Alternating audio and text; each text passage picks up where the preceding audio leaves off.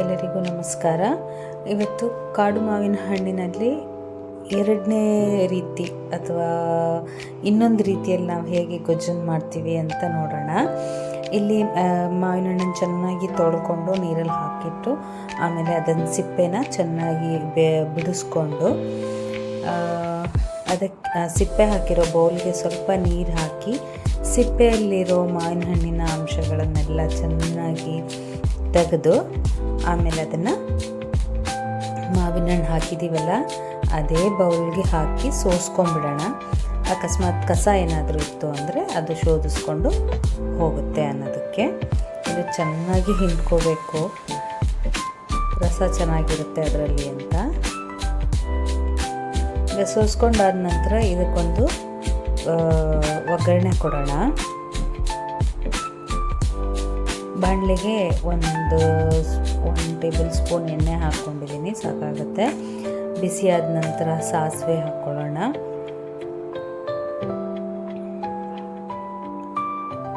ಸಾಸಿವೆ ಸಿಡಿದ ನಂತರ ಇಲ್ಲಿ ಉದ್ದಿನ ಬೇಳೆ ಹಾಕ್ಕೋತಾ ಇದ್ದೀನಿ.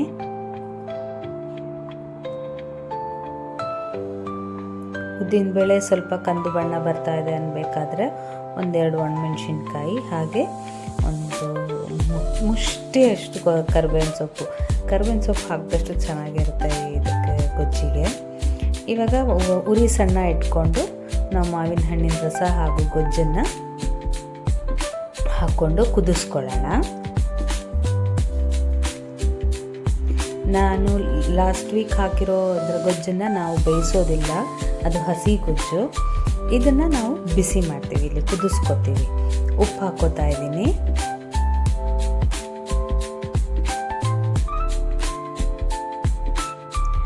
ಒಂದು ಸ್ವಲ್ಪ ಅರಿಶಿನ,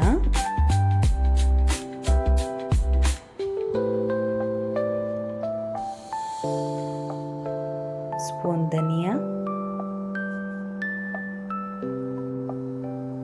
ಹಾಗೇನೆ ಒಂದು ಸ್ಪೂನ್ ಖಾರದ ಪುಡಿ ಹಾಕೋತಾ ಇದ್ದೀನಿ. 1-2 ಸ್ಪೂನು ಬೇಕಾಗತ್ತೆ, ಯಾಕಂದರೆ ಸ್ವಲ್ಪ ಹುಳಿ ಖಾರ ಸಿಹಿ ಎಲ್ಲ ಮುಂದಿದ್ರೇ ಚಂದ ಇದಕ್ಕೆ.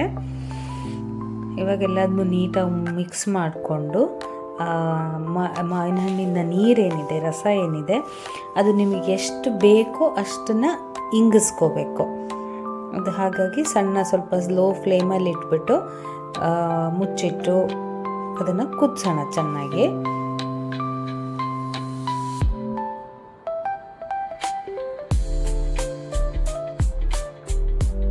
ನೋಡಿ, ಇವಾಗ ಕುದ್ದು ಆಲ್ಮೋಸ್ಟ್ ನೀರೆಲ್ಲ ತುಂಬಾ ಹಿಂಗೆ ಹೋಗ್ಬಿಟ್ಟಿದೆ.